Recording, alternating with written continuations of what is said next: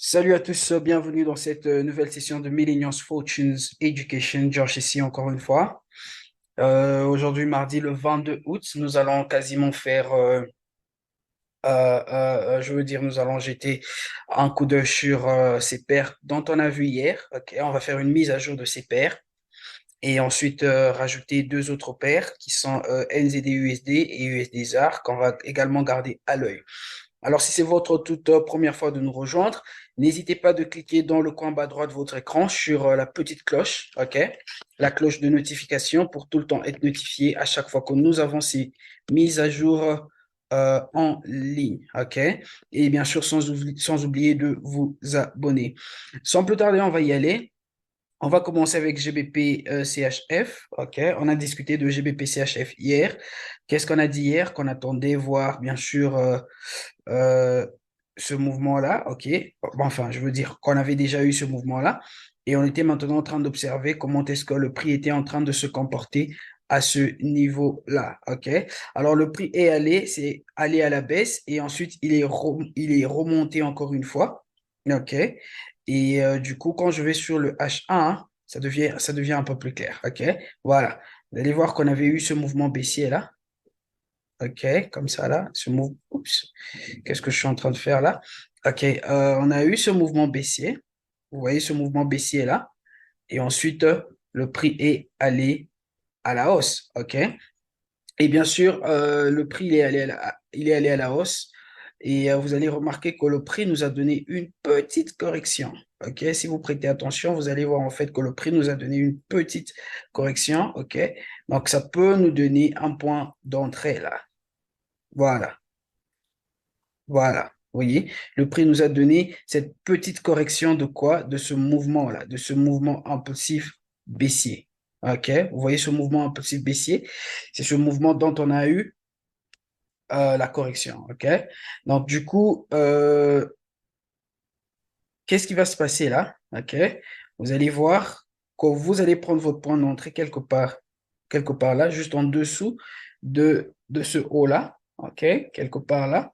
Ça sera votre point d'entrée. OK? Vous allez entrer à ce niveau-là.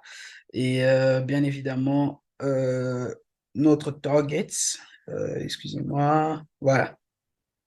Notre target, il est quasiment là. Ok, nous avons quelques targets. Là, c'est notre première cible. OK. Vous allez voir, là, il y a une zone assez forte de support. OK. De support, j'y arrive. Cette zone de support qui est là. Et là également. Et notre troisième cible qui est au fin fond là. OK.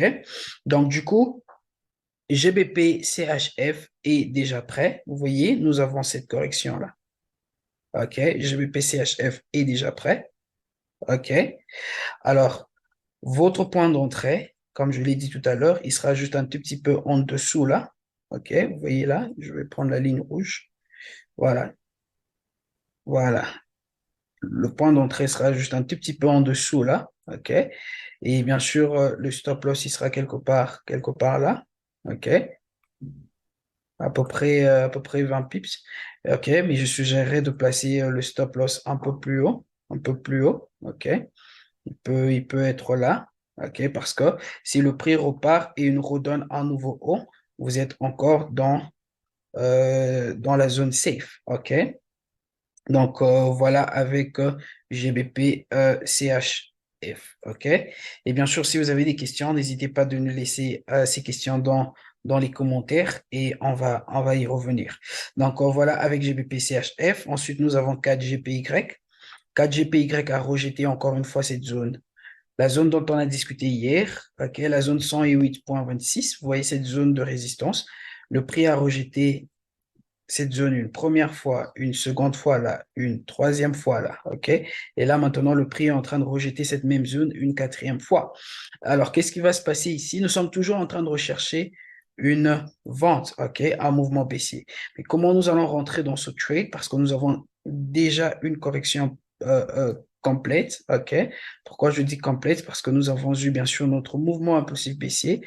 On a eu notre première vague, notre seconde vague et notre troisième vague. OK? Donc, à partir d'ici, le prix pouvait repartir directement à la baisse. OK? Mais le prix est en train de s'extendre un tout petit peu. Il nous a donné ce mouvement et là, il est reparti encore une fois. Et là, alors, qu'est-ce qui pourra arriver ici? Il se peut que le prix fasse ceci. Il se peut que le prix aille briser cette zone de résistance et nous donner un nouveau haut. S'il nous donne un nouveau haut, bien sûr, ça sera une opportunité pour nous de vente. OK? Là, c'est une première probabilité. Une seconde probabilité, c'est que nous serons en train d'attendre cette zone. OK? Nous allons attendre que cette zone soit brisée. Vous voyez cette zone? Une fois que la zone sera brisée, OK, bien sûr, ça va nous indiquer que, OK, voilà, le prix potentiellement ne va plus remonter parce qu'il va nous donner un nouveau bas, OK? Et nous allons juste attendre un petit retest de cette même zone et ensuite, on va prendre quoi? On va prendre une vente, OK? Donc, voilà comment nous allons trade 4GPY, OK? Suivant ce qu'il est en train de nous faire là. Nous attendons voir un nouveau haut là. OK? S'il nous donne un nouveau haut, bonne opportunité. Mais au cas où il ne nous donne pas un nouveau haut, nous allons bien sûr attendre cette petite zone-là être brisée. OK? Et attendre un retest de la même zone et ensuite prendre une vente. Voilà avec CAD GPY.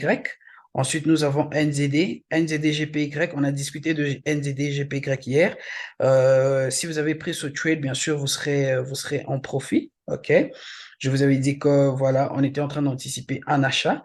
Donc, vous serez en profit de à peu près 50 pips. OK? Donc, ça a été un trade de gagner. Vous allez voir que, où le prix est. Il est maintenant en train de tester notre ligne de tendance. Donc, il se peut que le prix reparte à la baisse. S'il repart à la baisse et nous donne un nouveau bas, ça va nous donner encore une autre opportunité d'achat. OK?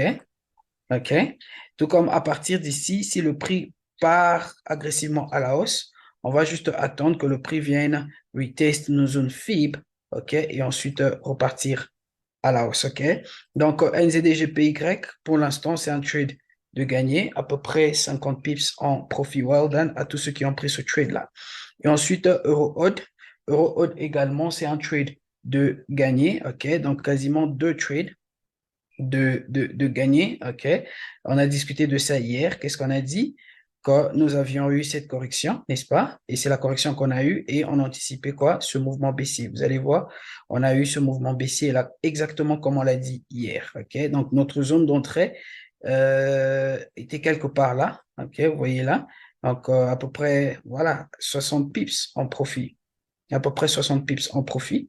Donc, well done à ceux qui ont pris ce trade. Alors, qu'est-ce qui va se passer là sur EuroHold? OK, nous sommes juste en train d'attendre cette fois-là.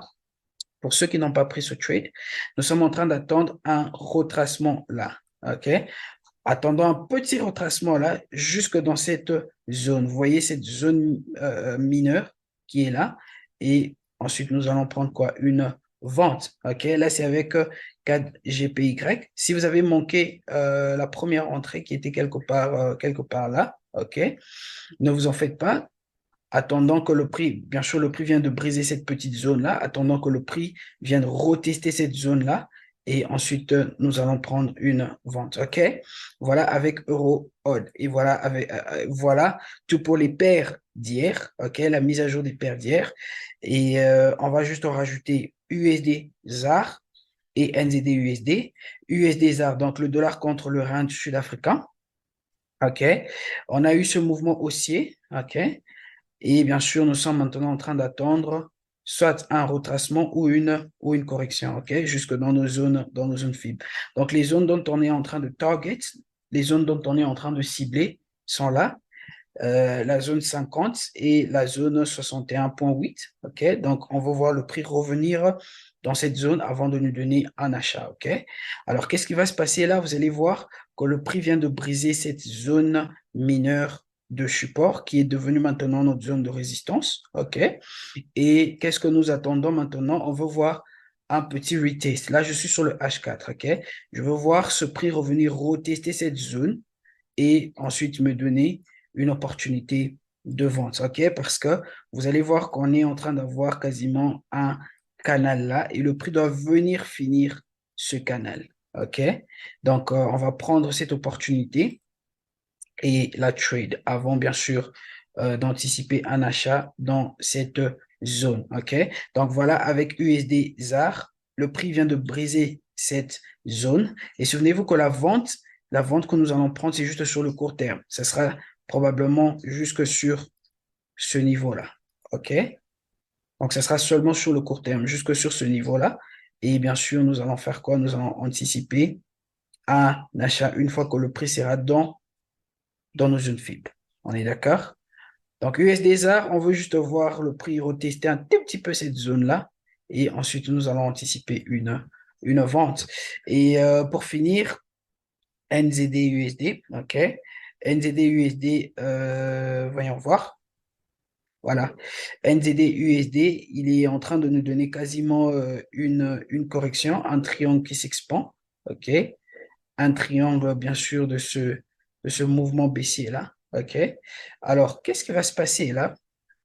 Si je vais sur le daily, OK, vous allez voir en fait que le prix est au fin fond et au bas de la structure. Vous voyez cette correction que nous avons là. Nous avons une correction, on est d'accord? La correction de ce mouvement impulsif haussier. Et le prix nous a déjà donné un nouveau bas. Vous voyez le bas qui est là, le prix nous a donné un nouveau bas, plus bas que celui-là. OK?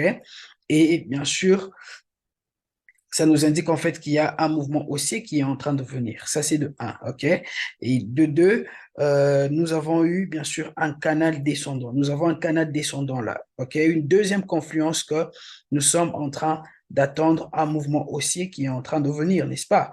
Et quand je transitionne cette fois-là sur le H4, vous allez voir en fait que le prix, OK, à chaque fois qu'il nous donne un nouveau bas, il est en train de nous donner soit un retracement ou une correction. C'est ça qui s'est passé partout là. Et vous allez remarquer qu'ici également, le prix est en train de nous donner une correction. Donc, il se peut que le prix nous redonne encore une vague baissière avant de faire quoi? Avant de repartir à la hausse. Donc, on sera cautious. Si on veut prendre une vente à ce niveau, ça sera une vente seulement sur le court terme, OK? Ça sera une vente sur le court terme jusque-là, OK? Et bien sûr, ça sera un peu risquant parce que nous sommes déjà au bas de la structure, OK? À n'importe quel moment, le prix peut aller à la hausse, OK? Donc, on sera vraiment, vraiment cautious avec NZD-USD là, que si on doit prendre une vente, ça sera seulement sur le court terme et ça sera là, jusque-là, OK? Avant, bien sûr, que le prix ne reparte à la hausse. Donc, voilà tout pour aujourd'hui. J'espère bien que ça vous a donné une autre direction de plus. Alors, souvenez-vous que EuroOdd, ça nous a donné un bon profit déjà. NZD, GPY également en profit. OK? Donc, voilà. Gardons ces autres paires à l'œil, OK, pour des nouvelles opportunités. Voilà tout pour aujourd'hui. Que Dieu nous bénisse. Je nous donne rendez-vous demain à la même heure et à très bientôt.